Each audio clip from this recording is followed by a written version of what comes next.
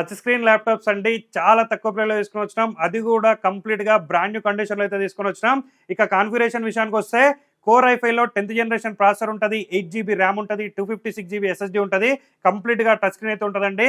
మీరు చూసుకుంటే single scratch కూడా ఉండదు, కంప్లీట్గా బ్రాండ్ న్యూ కండిషన్లో ఉంటుంది. కొత్త ల్యాప్టాప్ వచ్చేసి 1 lakh అబౌవ్ అయితే ఉంటుందండి. రైట్ నో మనం అయితే ఇది కేవలం 22,999కే ఇస్తున్నాం.